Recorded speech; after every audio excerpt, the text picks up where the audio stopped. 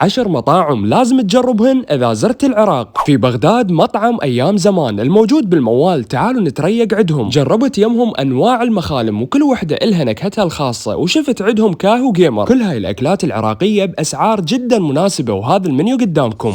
وهسه جينا نتغدى بمطعم من أجمل مطاعم بغداد. شلون يسوون قوزي ومقلوبة تعدل النفسية، اسمه كرم بغدادي وموجود بالقادسية. أخذت أصدقائي ورحنا نتعشى بمطعم يرفع الراس، وأنا بديت بأكلة اسمها حبل الظهر. وبعد هاي اللقمة العظيمة طلبت برجر لحم عراقي، وجيت أكمل الزنجر. أبو ليونة قال هاي عوفة إلي. كل هاي الأكلات تلقوها بجوست برجر فرع الكرادة. كل العراقيين متعودين بعد الأكل لازم نحلي. وين رحنا؟ الوتر كافيه. الشباب طلبوا بانكيك وموهيتو وكريب، وأنا طلبت وافل باللوتس. وهذا المكان باليرموك مقابل كلية الحكمة. باليوم الثاني رحنا نتغدى بالنجف بمندي عز الدين، والشيف يمني يعني المندي مضبوط 100%.